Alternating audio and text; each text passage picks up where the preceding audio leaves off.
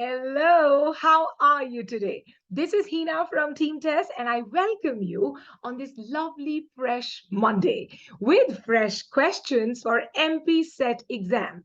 Well, we at Test have decided that we will have this series of question answers to help you with set exams across India.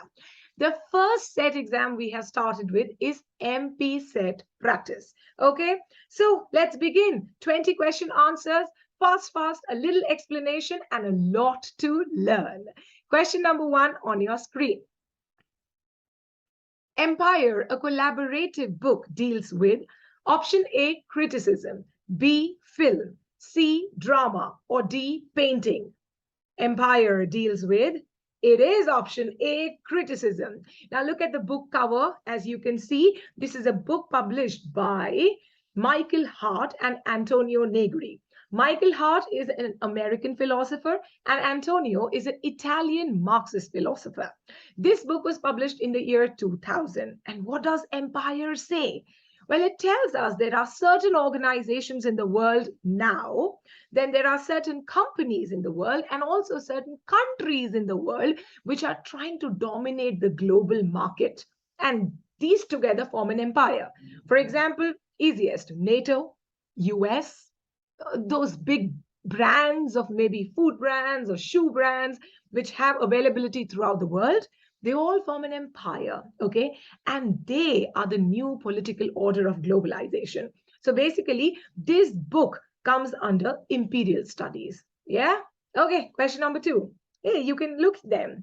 Look, Antonio Negri is on my left, while Michael Hart is on my right. Yeah? Let's move on. Question number two. Rising meter means A, the stress as one syllable hovers over the next. B, those feet which end with a stress syllable. C, those feet which begin with a stress syllable and fall away to an unstressed syllable. Or D, the stress as one syllable. Come on. Rising meter means, you know it. It is option B, those feet which end with a stress syllable. Well, this meter is actually formed by iambs and anapaests, okay, which begin with one or two unstressed syllable and end with a stress syllable. Yeah? Let's go on. Question number three. Name the comic character in Romeo and Juliet. Options are A, Mercutio, B, Tybalt, C, Friar Lawrence, or D, Capulet. The comic character, the jokester. You know him. It is option A, Mercutio. He's Romeo's best friend and he actually mocks in a very sarcastic manner. Yeah? And Romeo and Juliet, you know, is a very famous tragedy by William Shakespeare, which was first premiered in the year 1597. Or chale, question number four. Pe. Match the following categories of translation. Okay? Metaphrase, what does it mean? Paraphrase, what does it mean? Imitation and adaptation, what do they mean? Read the options. Should I tell you the answer directly? Well, it is option A. Shall we move to what is what? Well, metaphrase, you know, is used for word-to-word translation as opposed to paraphrase, which means translation with latitude or freedom, in which you can use different words. Now, what is imitation? It means when you forsake or when you abandon both words and sense, while adaptation means a free translation. Easy? So option A is correct. Let's move on. Question number 5. My face is thine eyes, thine in mine appears, and true plain heart do in the faces rest. Where can we find two better hemispheres without sharp north, without declining west? These lines are written by, your options are A, George Herbert, B, Richard Crashaw, C, Henry Vaughan, or D, John Donne. Read these lines. They are peculiar of this poet's writing. You know him. It is option D, John Donne, the man on the screen, the famous metaphysical poet. And these lines are taken from his poem, The Good Morrow, which was published in a collection called Songs and Sonnets in the year 1633. Good enough? Let's move on. Question number 6. Who is the exponent of the epic theater? Your options are A, Luigi Pirandello, B. Bertolt Brecht, C. Antoni Otto, or D. August Strindberg? Epic theaters, pioneer, exponent. Obviously, it is B. Bertolt Brecht, the German writer. You can see him on the screen. Well, Bertolt Brecht used this epic theater in the early to middle 20th century, and it depicts those political dramas which emphasize on the audience's reaction. How? By using a variety of techniques to engage them.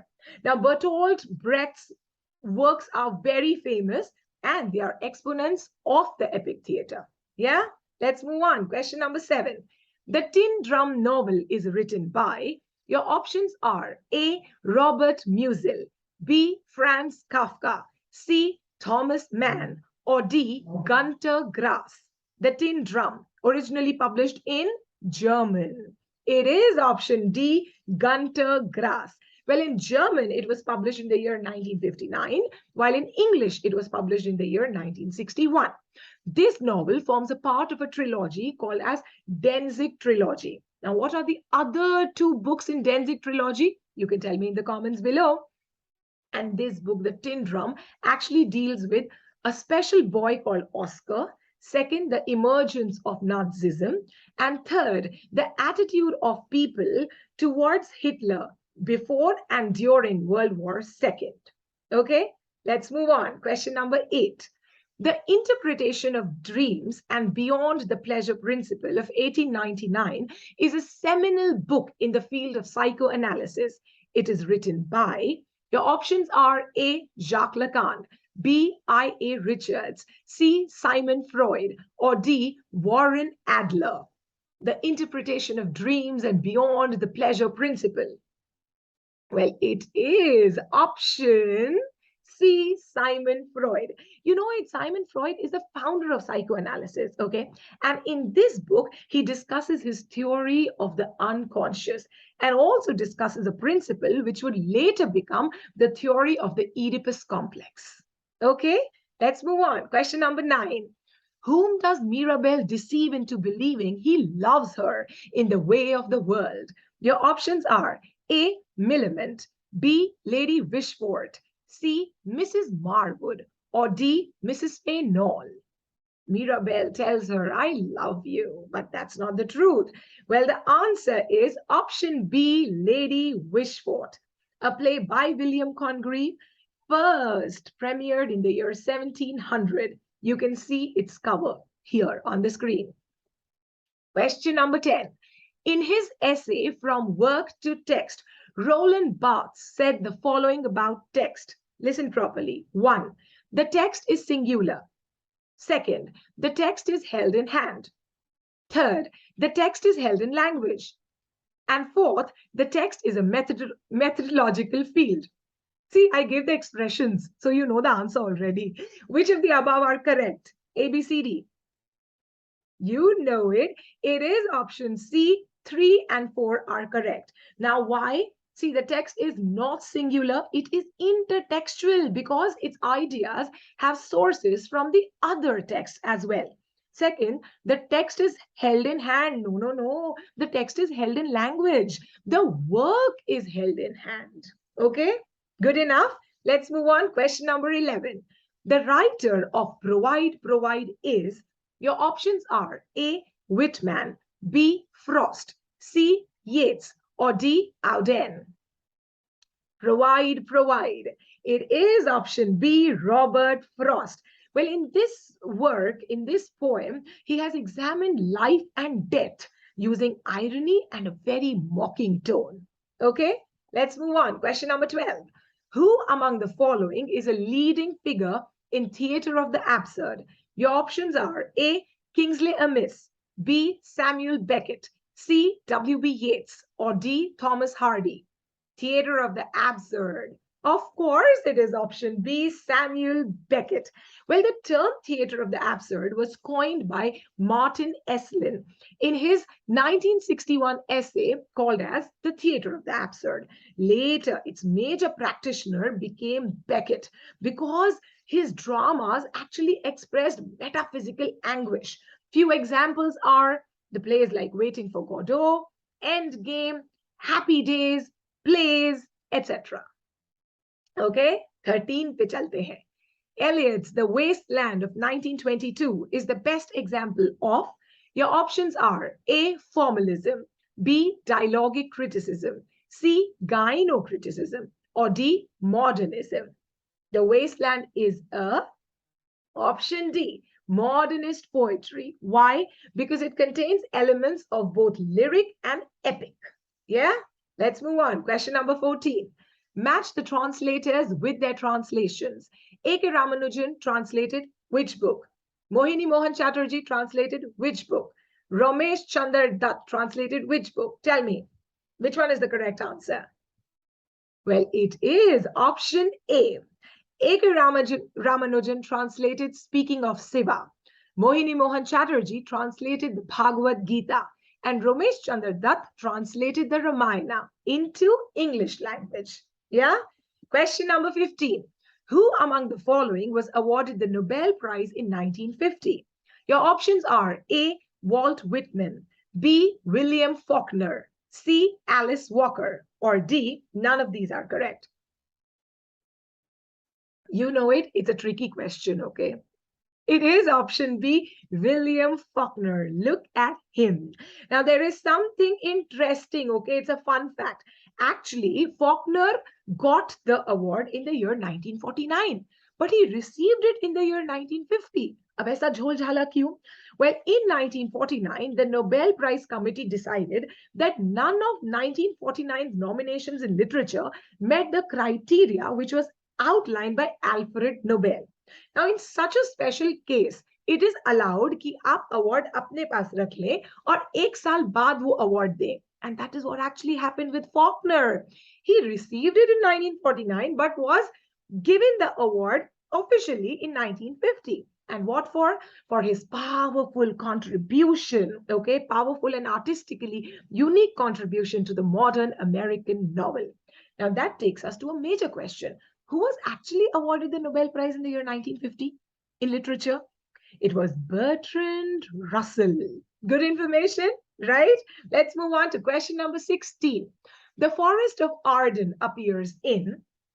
Your options are A. Do I have to tell you the options? It is an easy one. Let's move on to the answer. It is option D, As You Like It.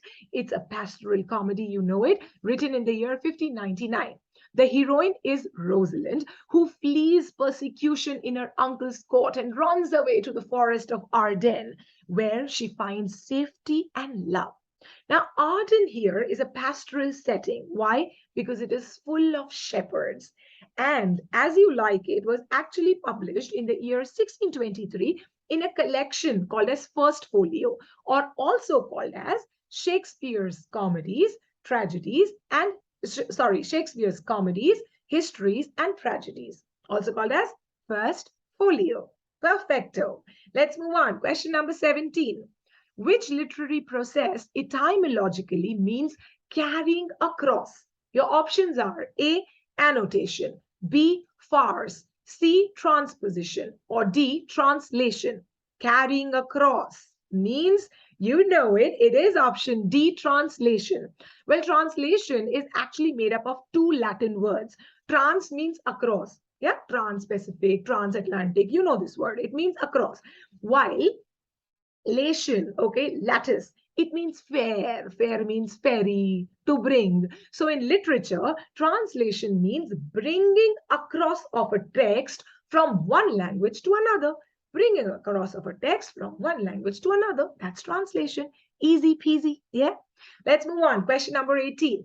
The Tatler, which started publication in 1709, appeared. Your options are A. Once a week, B. Twice a week, C. Thrice a week, D. Daily. The answer is option C. Thrice a week. Well, Tatler, as you know, was a literary journal founded by Richard Steele. It went on for 2 years until 1711. और उसके बाद क्या हुआ? Well, Steele ने दूसरी publication चालू कर दी, which was called as the Spectator magazine. It was done along with Addison, and let me tell you, it came daily. Okay, so the Spectator was published daily, while the Tatler was published thrice a week. ये तो newspaper जैसे हो गया, daily magazine थोड़ी छपती है, newspaper छपते हैं. Let's move on. Question number 19. Who wrote the history of sexuality? Your options are A.